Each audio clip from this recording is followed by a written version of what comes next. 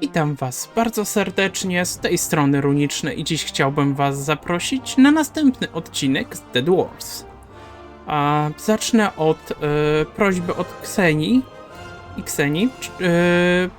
Co to za pozostałe pionki poza naszymi? Więc mamy tutaj tak. Au. You and the twins approach Goodwater. A huge army of orcs has surrounded the village on three sides. You see smoke and fire and hear the battle cries. The village is holding out, but for how long? To była generalnie horda orków. Rzuć się w wir walki, trzymaj się z daleka. A spróbujemy. Najwyżej zginiemy. Dopiero co zapisywany był, więc niewielka to będzie strata. Oh, now it's getting exciting! Archers in front of them, three dwarves behind. I wouldn't like to be in their shoes. Zobaczmy. Daje na zmniejszenie otrzymanych obrażeń. I tutaj mamy, daje 10% szans na regenerację. O, to sobie weźmiemy. Tobie damy... Bohater będzie otrzymywał nieco mniejsze obrażenia. A tobie damy to.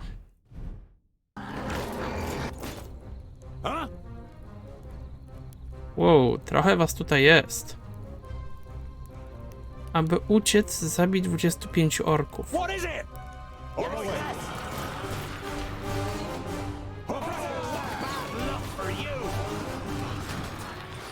Yes. Dobra, o. Ty tu. Ty tu. What is it?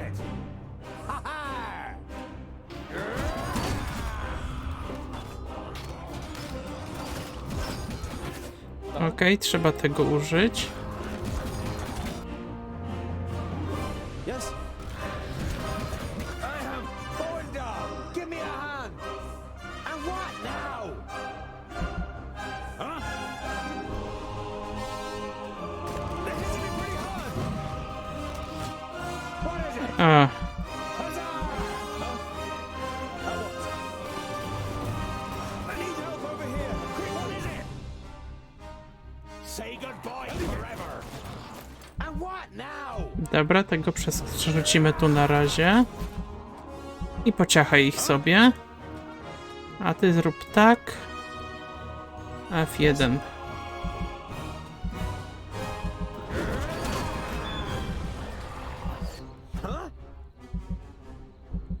Zniszcz tą katapultę.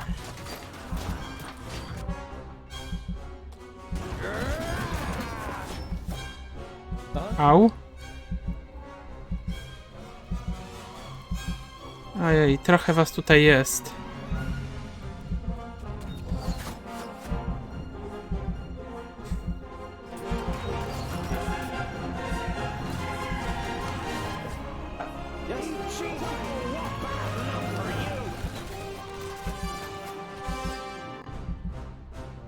Aha, tego nie mogę kliknąć w tym momencie.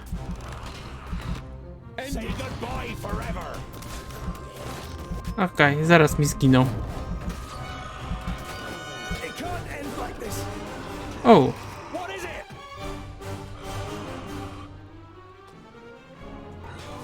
Boindil! I could do with your axes over here. On my way. okej. To sobie wczytujemy i lecimy dalej. I nie będziemy tam szli.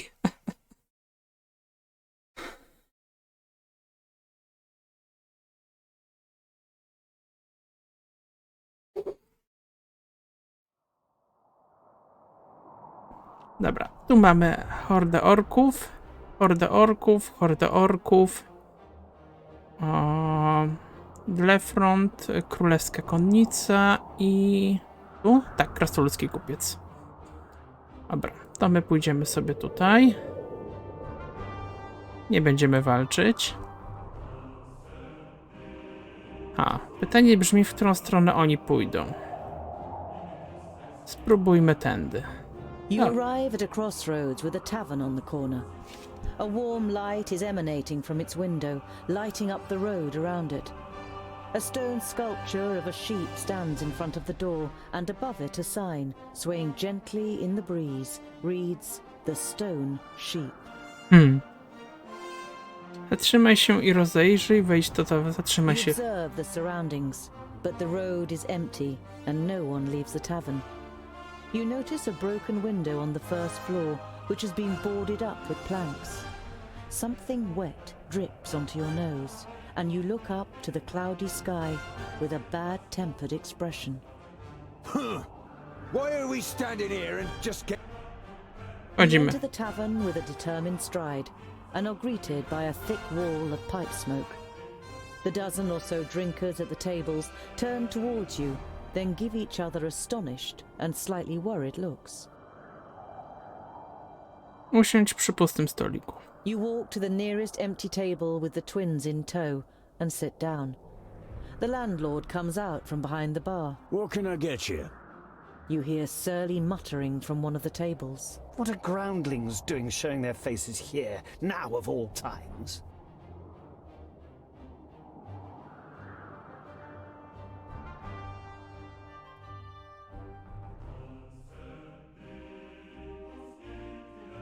Kolejkę. Dwaj podróżni.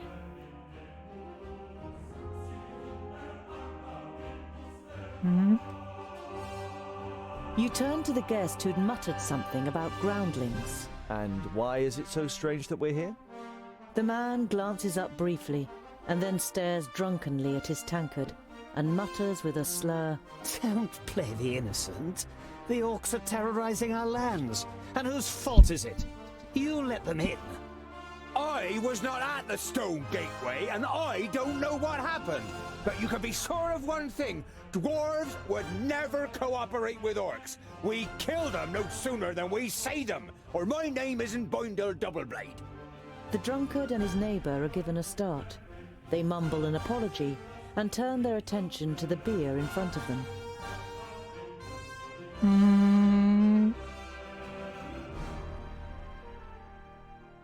A w sumie postawmy You kolejkę. stand up and turn to the room. This round's on me. The faces of the guests and the landlord brighten up immediately. The landlord gets to work pulling everyone a beer and handing out the tankards. Some of the guests say cheers to you as they get their drinks.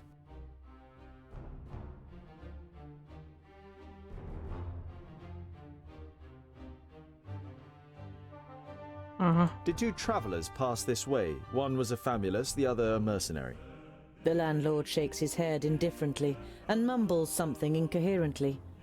One of the guests is about to say something, but shuts. Come on now, tell... The man who was going to speak the first time round looks over to his neighbour, who nods. Two travelers spent the night here. One had a robe on, the other was a mercenary. The next day they left, all in a hurry. Said they'd been attacked by an elf. One of the other drinkers finds his voice too. There was a hell of a lot of noise that night, as if there'd been a dust-up. They left some gold here for the trouble. I thought they meant the noise, but then I noticed the broken window. The landlord sighs. Please don't tell anyone else about this. Who would want to spend a night in a tavern where an elf has been sighted? Pokaż mi swoje towary. O, kupimy jedzonko. Ale mikstura lecznicza też się przyda.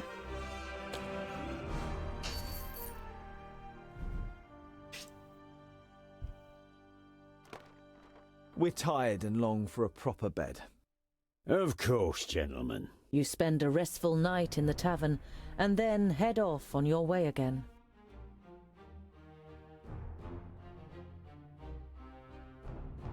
There are dead orcs lying in the defensive trenches and strewn over the meadows in front of the city. Some of the locals are busy throwing the bodies on pyres, while others repair the minor damage done to the city wall. You enter the city and the garrison at its centre without being spoken to. It is only when you reach a heavy oak door that leads, you assume, to the commanding officer's headquarters, that you are halted by a guard. Dwarves, eh? Ciekawe, że było tłumaczenie strażniczka. What do you want? It looks like you've got an orc problem. Had. Our scouts detected the army early on, and we were able to repel them without any great losses. A small army of orcs like that couldn't breach our mighty walls.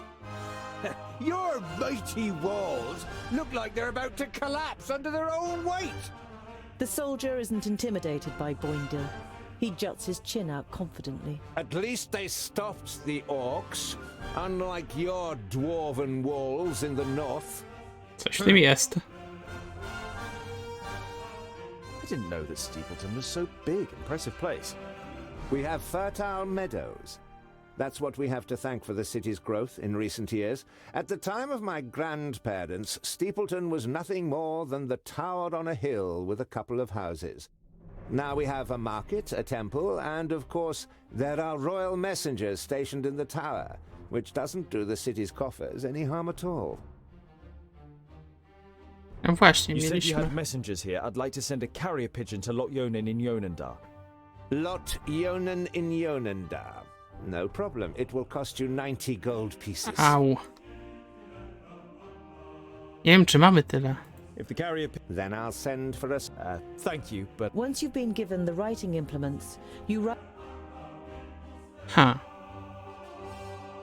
I must speak with your commander.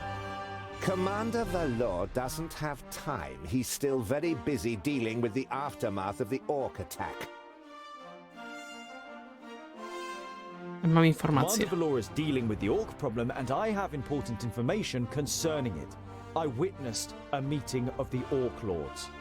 The guard eyes you with interest and tries to judge whether you can be trusted. Finally, he stands up, opens a door, and enters the room ahead of you. The commander looks up from his work. The guard repeats what you told him. Your information about the orcs could be useful. We have fought them back, but not yet defeated them. Come in.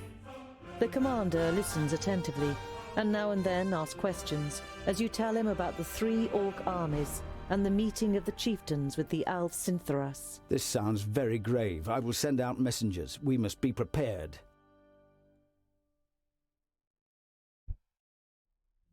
The orc army that attacked you was able to escape. What was left of it? They headed south. Unfortunately, I can't send anyone after them until the damage to the wall is repaired. The commander looks at you with a disgruntled expression. It suddenly seems clear to him who he has standing in front of him. If you're interested, you could try and wipe out the mob that got away and collect the bounty. Killing pig noses and getting paid for it? Where's the hedge? You grin at Boindil and then turn back to the commander. We'll see what we can do. We must press on. Farewell, Commander Valor. Kill as many orcs as you can, dwarves. Palandir will be with you. Okej. Czyli to są pewnie ci niedobitki.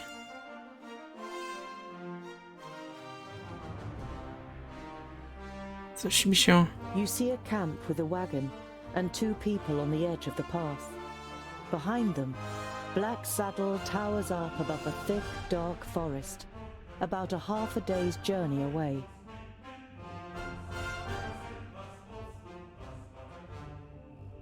Podejdź, porozmawiaj, podejdź i You porozmawiaj. don't want to give them a shock, so you address them while you're still a distance away. Hello, friends.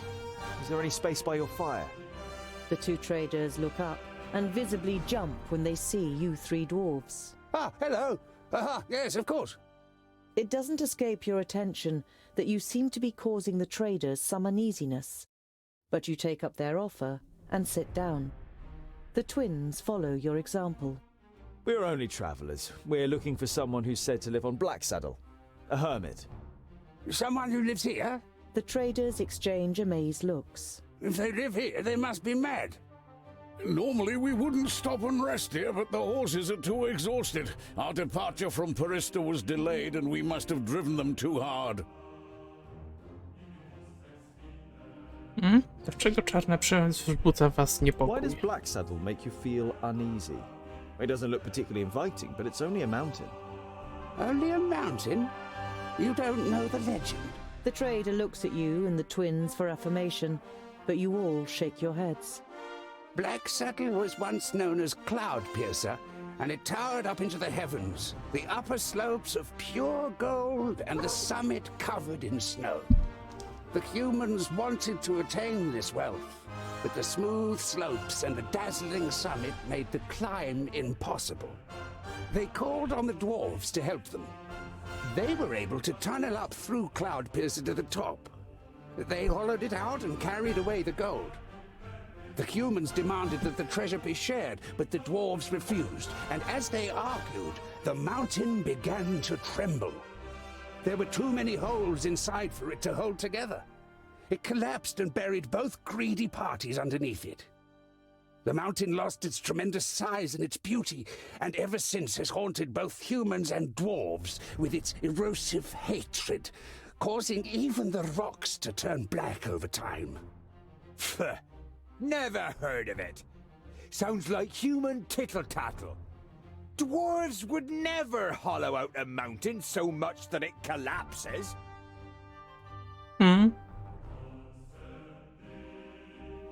O, jedzonko sobie kupimy. Ile my w ogóle golda mamy?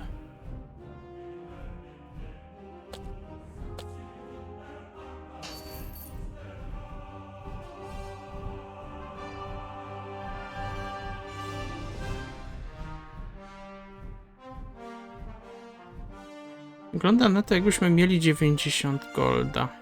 Okej. Czas rozbić obóz na Later noc. in the night, after eating together and some friendly conversation by the campfire, you all decide to sleep. But you take the first watch. It's a night in which nothing happens, and the next morning the traders set off early. After breakfast, you also continue on your journey. After a march through the thick pine forest, Black Saddle, the sinister tabletop mountain, and your journey's destination rises up before you.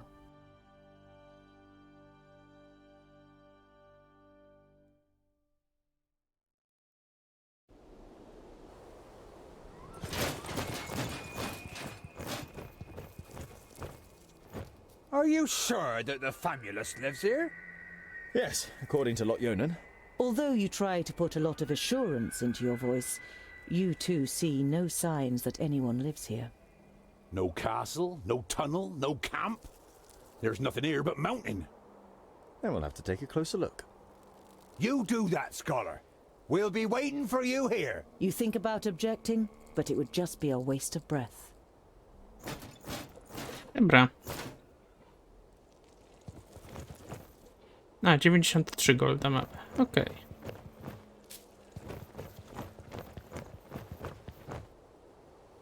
O, tutaj coś jest.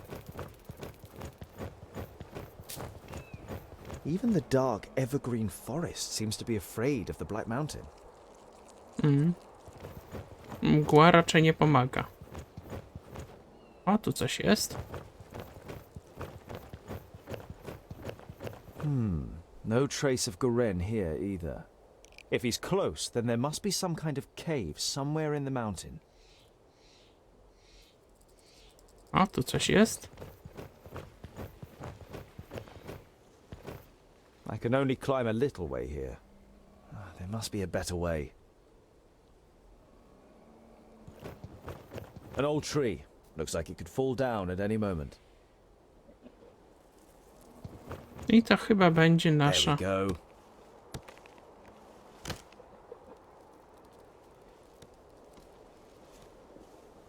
I jesteśmy piętro wyżej.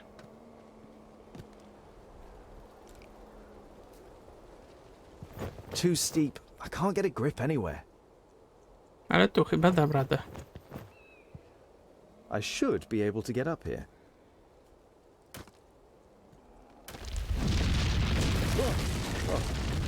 Phew. That was close.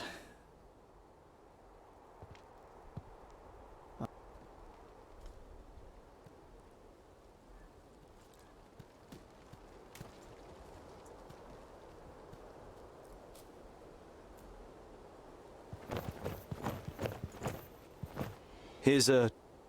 No, forget it.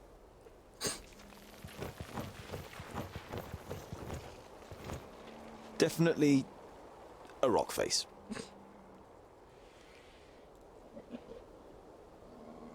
O, tu coś jest. There's something engraved on it. You realize with surprise that they are runes in the Dwarven language. Built with the blood of our enemies, be unyielding as the rock, and soak the land in their blood. Huh? O, wejście.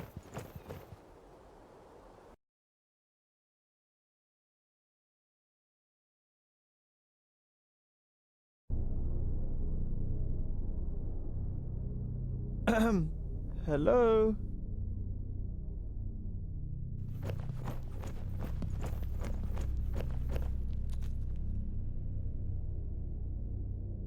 Hmm?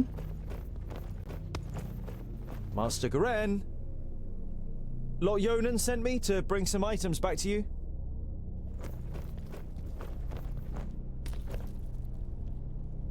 My inquiries are almost at an end. That means I can finally go to be with my sunshine. I have never been to Greenglade, but I think I will like it there. I deposited my most valuable things in the grave of Horengarth before my departure and secured it with magic. The password is... You recognize the following words as rune names, but they're written in the learned language, so you don't know which they are. Greenglade. Oh, great. Okej.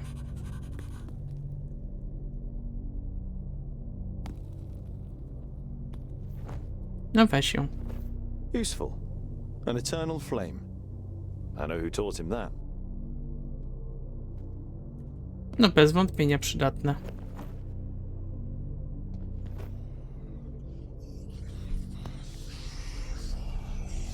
Hello?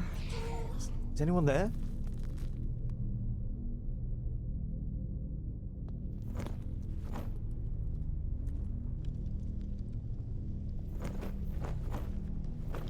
Rozjaśnijmy trochę tutaj.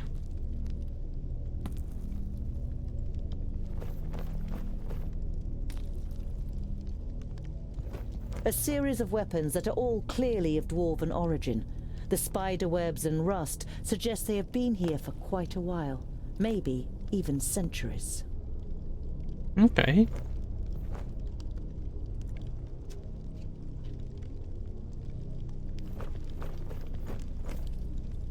A tu coś jest. You have difficulty deciphering the scroll. Throw the firstlings in the forge.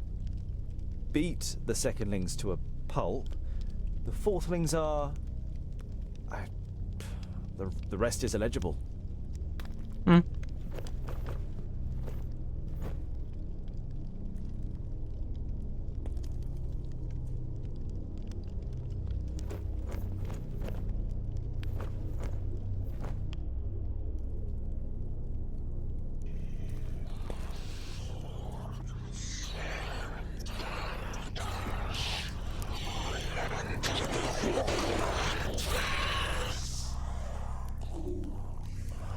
Thirdlings, the fortress belongs... It belongs to the dwarf haters. To niedobrze. Lorenber's dwarves are not only as unyielding as a mountain, they are also as destructive as an avalanche, and would batter into lesser kingdoms just as relentlessly. The four should find no salvation in Vracus, only eternal damnation, so that they suffer indescribable torment between the worlds. You have heard of the dwarf haters, but this is the first time you have read their hateful words. You feel sick and turn away.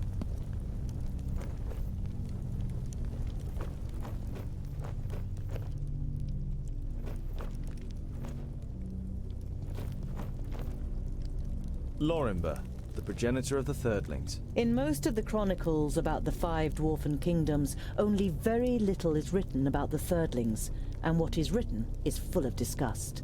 They are called traitors, or worse. It would seem that even the Thirdlings worship Vrakas, but in all the other kingdoms his shrine would be the biggest, not the statue of the kingdom's progenitor. A couple of gold coins are in the bowl in front of the shrine. Weź złoto, złóż ofiarę. Złożymy ofiarę. Not do any harm.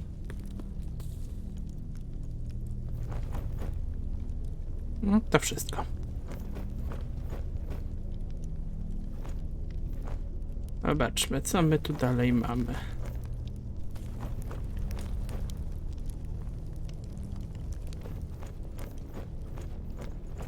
Born of stone, forged in battle. Arise, reborn from the blood of the enemy. You're not sure if you really want to know what was once in this basin. The whole place gives you the feeling that a decent dwarf shouldn't hang around too long. Coś w tym jest. Coś jest. Sarcophagus. Perhaps I could open it. A rune. Clearly magical.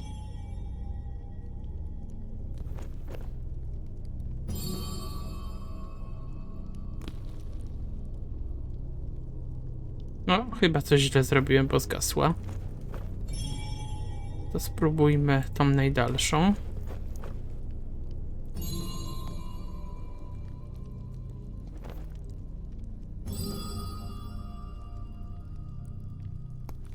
To już się nie da? A. Dobra, czyli tu, tu, tu i tu. Prosta zagadka.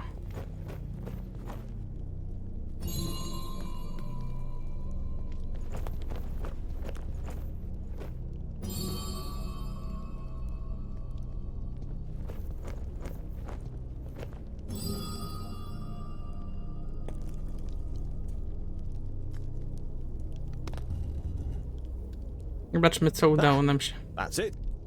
Co udało nam się zdobyć. Goren's most valuable belongings. Letters from his lover, a silk scarf that must have belonged to her, and a medallion. Weź opaskę ze sobą. Coś jeszcze? Nic. Co my tutaj dostaliśmy? Talizman i podczas bitwy właściciel talizmanu otrzymuje dodatkowy punkt akcji. Aha, okej. Może być przydatne. Okej. Wracamy do bliźniaków.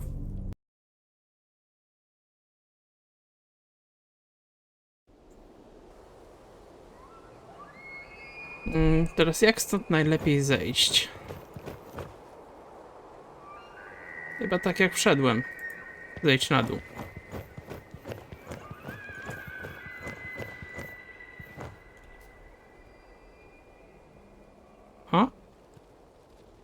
O, jak fajnie, że nie muszę wszystkiego po kolei przeklikiwać. Bliźniacy byli gdzieś tutaj. A są. So, scholar, what are the results of your inquiries? There is an abandoned fortress in the mountain, and I think it belonged to the Thirdlings. Boindale's eyes narrow. The blasted dwarf killers! A Thirdling fortress? Here? In the middle of Girdlegard? We must let High King Gundrabur know about this.